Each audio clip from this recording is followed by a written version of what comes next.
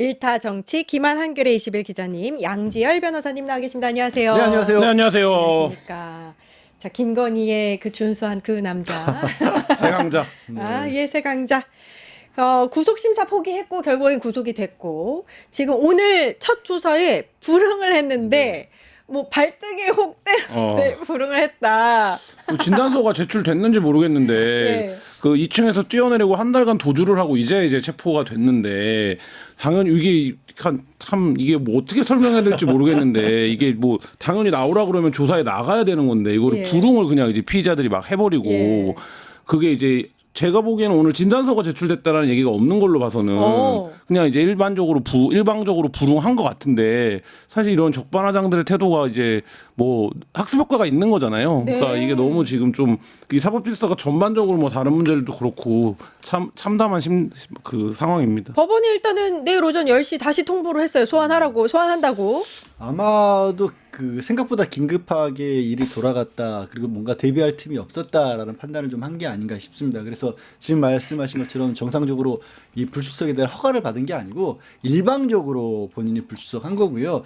그리고 뭐 어쨌든 윤석열하고는 또 위치가 다르기 때문에 아닌 말로 뭐 빤스만 입고 했어도 이 사람은 끌어낼 거 아니겠습니까? 우리가 생각해 보면 그것 자체도 짜증나긴 해요. 왜 차이가 있는지 모르겠으나 예. 어쨌든 이제 법원도 최근에 뭐 이진광 부장도 강경한 입장을 보인 바도 있고 내일 출석을 할 텐데 말씀드린 것처럼 시간을 좀 벌어보려는 게 아닌가 싶어요. 너무 많은 내용들이 공개가 되고 있고 자기는 거기에 충분히 대비를 못했다라는 판단한 게 아닌가 싶습니다. 하루 벌었네요. 그러면 네, 하루 내일은 번 거죠. 나올 것이다. 내일 나와야 돼요. 예. 예. 왜냐하면 이 사람이 도이치모터스 주가 조작 혐의에 대해서 굉장히 핵심 키를 갖고 있는 네. 사람이에요. 김건희하고 굉장히 긴밀하게 밀접한 관계를 유지하면서 주포로 있었던 사람이기 때문에 뭔가 핵심 키를 쥐고 있다 이런 얘기 많아요. 그러니까 도이치 주가 조작이 언론에 많이 보도된 게 1차 주가 조작이 있고 2차 주가 조작이 있고 예, 지금 예. 언론에 많이 보도되진 않았지만 그 풋옵션을 행사하는 방식으로 또 이제 말하자면 조작하는 기간이 있고 이렇게 한 3차례 정도로 나눠지는데 김건희 측의 이제 진술은 전체적으로 나는 그 주가 조작과 상관이 없다. 몰랐다 이런 거예요. 근데 이 사람이 중요한 건 뭐 일부에서는 공소시효가 지났다는 말도 합니다만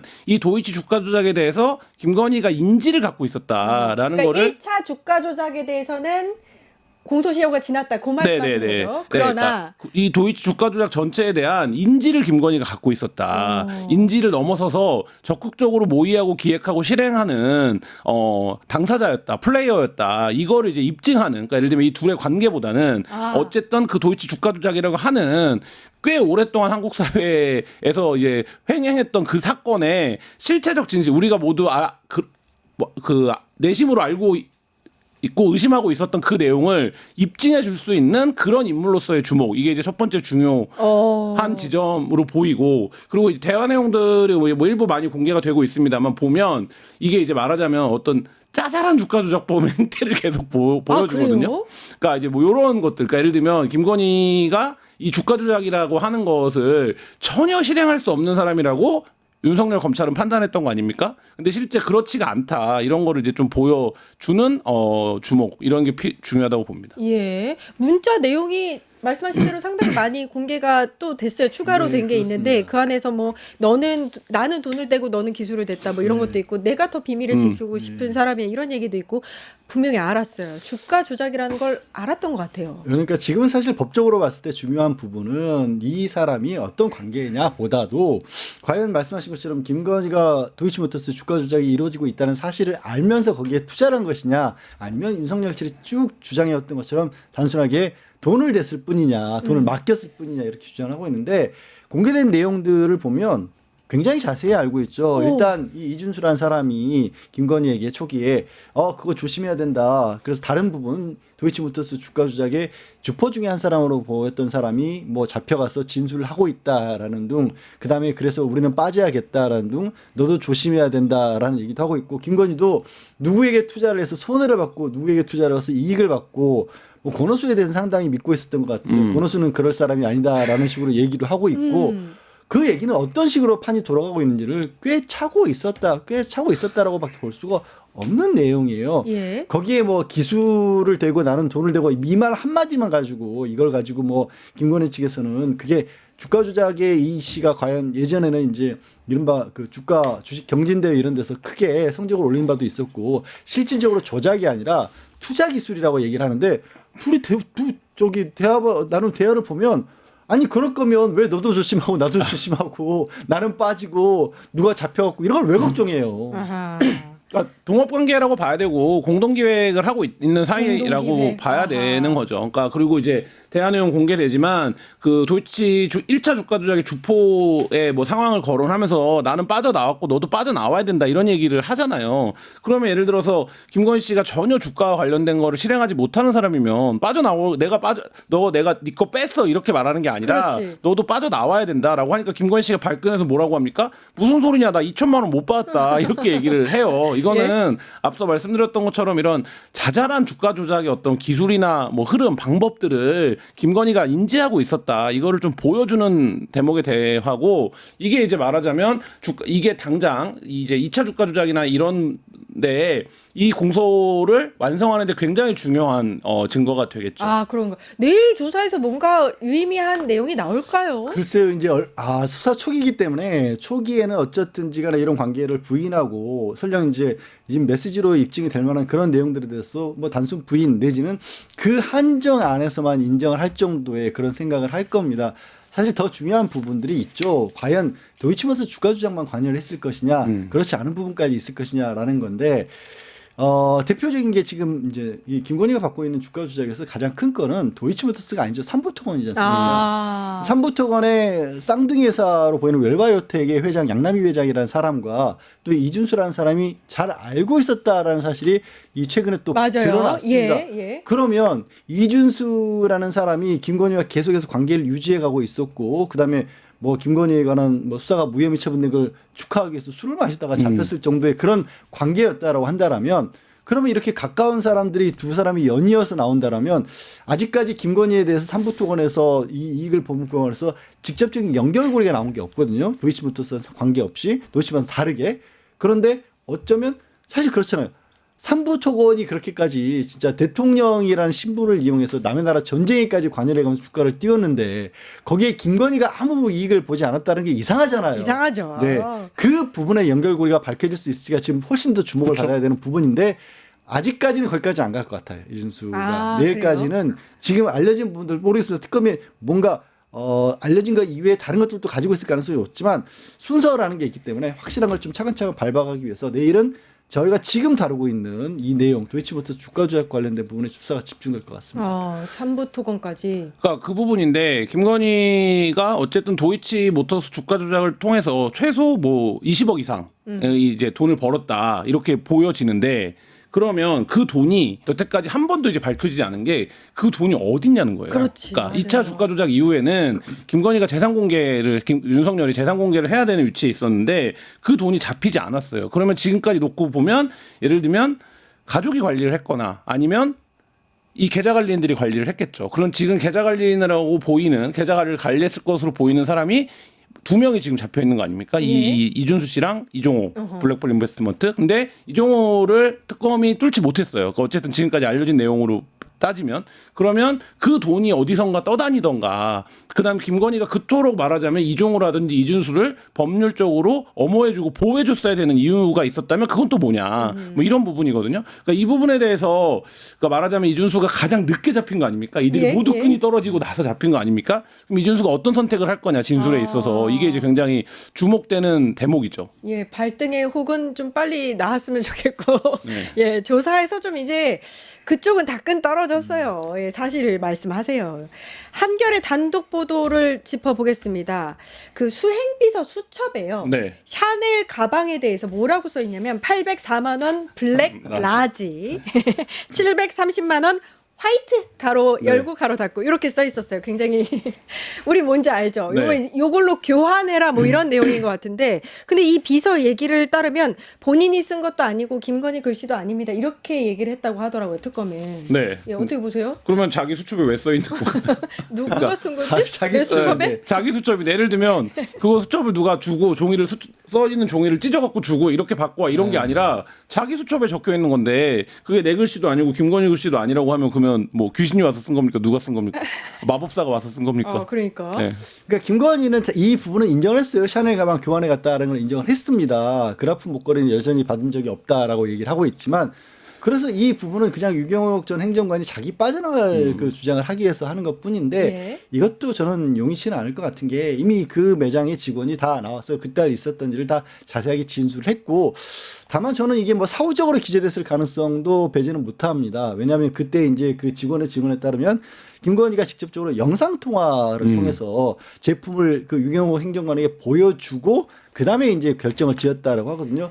모르죠. 이제 처음에 이렇게 두 개를 메모를 해왔는데 막상 현장에 가서 보니까 그 제품이 없었거나 아니면 자기들끼리 생각했었을 때 이런 모양 내지는 이런 정도 크기였을 거라고 생각했는데 저희도 그런 경우 있잖아요. 가서 보니까 이거 생각보다 작은데요? 어떡하죠? 크기가? 선생님 이거 저기 뭐 지갑 안 들어갈 것 같은데요? 그러면 그래 다른 거 찾아서 비춰봐 사이즈 다른 걸로 이랬다라면 이제 그래서 제가 이 적혀 있는 제품과 그다음에 실제 바꿔간 제품이 같은 제품인지 이런 것부터 좀 확인을 해봐야겠죠. 그렇군요. 조금 전 JTBC 단독이 나왔는데요. 김기현 아내가 전달한 걸로 알려져 있는 로저 그렇지. 비비의 가방. 네. 그게 모델이 특정이 됐는데 180만 원대로 알려져 있는데 그게 아니고요. 260만 원대 왜 자꾸 올라가 뭐가? 플라워 스트라스 일루전이라는 모델이다.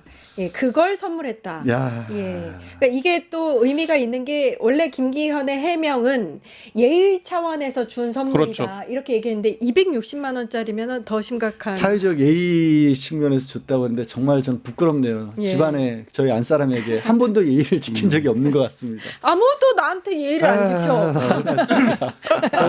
저는 예의로 누가 이걸 주면 굉장히 부담, 뭐 전전긍긍할 것 같은데 뭐 이게 예의 차원이다라고 해명을 하는 것과 그다음에 지금 김기현 대표의 해명이 뭔가 약간 빠져나갈 구멍을 미리 생각했던 것 같은 해명을 지금 하고 있는 거잖아요. 예, 그거 예. 예를 들면 부인이 그냥 준 거야. 나는 몰랐어. 그리고 그게 뭐 감사 인사 정도의 수준이지. 뭐 그게 뭐 대단한 거라고. 그리고 이제 언론도 이거가 뭐 그거 흡사 이제 뭐 조그만 파우치라고 표현했던 때 시절처럼 이런 작은 백 같은 거 하나라고 지금 생각을 하고 있는데 그게 이제 260만 원이고 통상적으로 생각을 해보면 당대표 선거에 당선되고 며칠 있다가 감사 편지와 함께 이거를 주면 우리가 다 떠나서 그냥 다 떠나서 이거를 뭐라고 봐야 됩니까? 이거를 당연히 주는 사람도 받는 사람도 내 선거를 도와주셔서 너무 고맙습니다 이거잖아요. 그게 선거 개입이고 당무 개입이에요. 선거 개입과 당무 개입을 해주셔서 제가 대표가 됐네요. 너무 감사합니다. 이 의미가 아니면 당대표 부인이 영부인과 뭐 이렇게 어떤 관계에서 관계를 맺고 감사를 드려야 된다고 이걸 줍니까? 이거는 딱 그 성격이 그거라고 볼까? 그 선거 개입과 당무 개입을 해주셔서 제가 대표가 됐네요. 너무 감사합니다. 이거로밖에 볼 수 없고 그걸 뒷받침하는 게 뭡니까?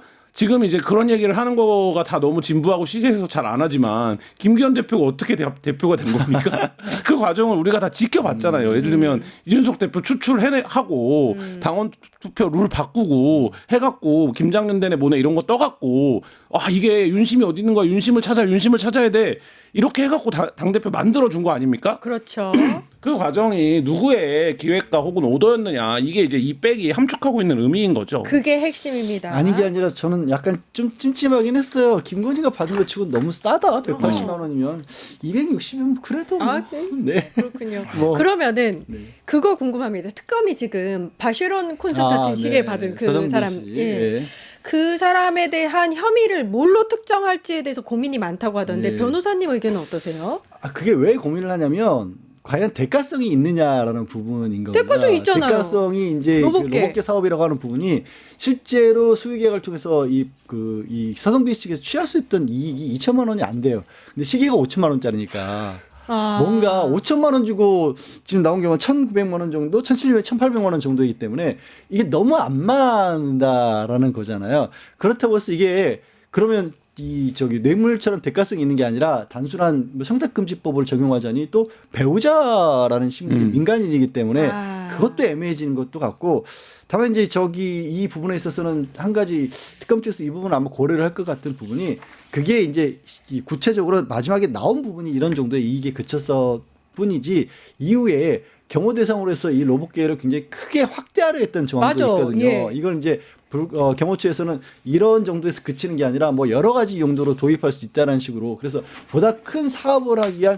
전 단계 정도에서 그쳐버린 게 아닌가. 근데 이제 그거를 과연 이 사람의 입장에서는 그렇게 5천만 원이 가더라도 나중에 정말 몇 배, 몇십 배로 크게 확장할 수 있는 거 그런 어떤 계획서라든가 구체적인 맞아요. 사업 계획이라든가 이런 게 있다라면 그러면 말이 되죠. 5천만 원 뭐 베팅하고 뭐 50억 받겠다. 그런 정도가 나와줘야지 아마 그게 가능하지 그럼 그게 않을까 지금 싶어요. 없다는 건가요? 이게 몇 개년 사업 이런 계획이 있는데 그게 이제 예산이 집행된 기수 사건이 아니라 어쨌든 계획만 세워놨기 때문에 그러면 결국엔 김건희가 직무에 관여할 수가 없는데 직무에 관여했다라는 증거를 찾아내야 되는 건데 네. 이 공적인 결정에 네. 사실 이제 그 부분에 어려움이 있을 거고 근데 저는 다만 이 사건이 굉장히 중요하다고 보는 건 어떤 거냐면요. 이 지금 윤석열 대통령실에서 이루어졌던 우리가 생각하는 이상한 일들의 구조를 이 사건이 되게 단면적으로 드러내거든요. 그러니까 뭐냐면 이 로봇개가 대통령 앞에서 시연을 했던 겁니다. 네. 그리고 초창기에 대통령실의 위세가 정말 하늘을 찌를 때 홀로 대통령실 정원을 뛰었던 개입니다. 예. 그래서 저 개가 참 처량하다, 처연하다. 지금도 유튜브에 찾아보면 그 동영상이 있거든요. 바퀴벌레 같아요. 네, 그러니까 이게 우리가 일반적으로 뭐 다큐멘터리나 이런 데서 첨단 과학 기술이 동원되는 것으로 보이는 수준의 개가 아니에요. 근데 이 개가 용산 대통령실 정원을 막 뛰어다니고 네. 대통령이 그 개랑 사진 찍는데 모델로 동원이 됐었거든요. 아. 이 개를 엄청 홍보를 해주려고 했던 거예요. 정부 차원에서. 근데 그게 알고 보니 이 개의 어떤 성능이라든지 사업성이나 이게 아니라 김건희가 시계 받아서 윤석열이 그림 세워준 거 아니냐, 모델 해준 거 아니냐 이렇게 가는 거잖아요. 아니. 자, 삼부토건 마찬가지죠. 그러니까 삼부토건에 주가 조작이 있었다라고 하면 삼부토건에 주가 조작을 했을 것 같은 세력과 윤석열의 접점은 없거든요. 그럼 이건 김건희와의 접점 속에서 삼부토건의 모종의 주가 조작이 있었다라고 보면 근데 삼부토건이 러시아에 우크라이나 전쟁에서 이제 수혜주가 되는 과정이 어땠습니까? 윤석열이 러시아를 가고 그다음에 우크라이나를 가고 그다음에 원희룡이 삼부를 끼워줘서 국토교통부 장관이 끼워줘서 가고 그다음에 그 우크라이나 전쟁 관련 기업 대책회의를 국무회의에서 그 한 달 동안 2번이나 했거든요. 그럼 이건 뭡니까?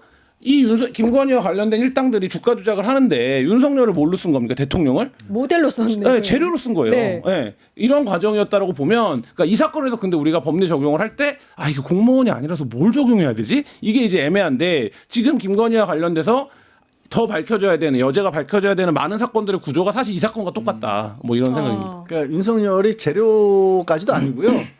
얼굴마다 간판? 정확하다. 그거다. 예, 그런 걸 했던 거죠. 아. 너 가서 저기 사진 한 장 찍어. 예. 이런 거 아니겠습니까? 예, 가라면 가고 오라면 예. 오고. 그러면은 변호사님은 결론적으로는 뭘로 가야 된다고 보시는 저는 거예요? 뇌물로 가야 된다. 뇌물로 가야 봐요, 된다. 충분히. 예. 그렇죠. 왜냐하면 정부가 여기하고 계약을 맺었다는 그렇죠. 것만으로도 아니 그리고 이거는 이제 이 업과 관련된 부분이었던 거고. 저기 그 공직과 관련된 부분에서도 수없이 많은 매각매직 의혹이 그렇죠. 보이고 있잖아요. 이배용 전 국가교육위원장이 그렇고 이배용 원장이 주고받았던 이전에 정 씨라고 알려진 그 MBN 쪽의 배우자로 알려진 사람하고 주고받은 문자를 내용을 보면 사람들이 참 빠르더라. 벌써 위원들이 내정돼 있잖아. 근데 위원들이 내정되고 사람들이 빠르다는 얘기는 그 사람들 다 쫓아가가지고 이미 자리 꿰차놨다라는 거 아니에요. 근데 예. 그런데 위원장 자리는 공석이다라고 하면서 나 좀 해달라 추천해달라 이러면서 내가 적임자다. 예. 스스로 그렇게 얘기를 했던 거 아니에요. 그러니까 그때는 뭐 막연한 의혹이었지만 처음 그 디올백을 받았을 때 최재형 목사의 영상의 마지막 부분에 나오는 면세점 가방을 들고 기다리던 사람들이 다 그런 사람들이었다라고 보는 게 지금으로서는 합리적인 거죠. 네, 맞습니다. 증권봉합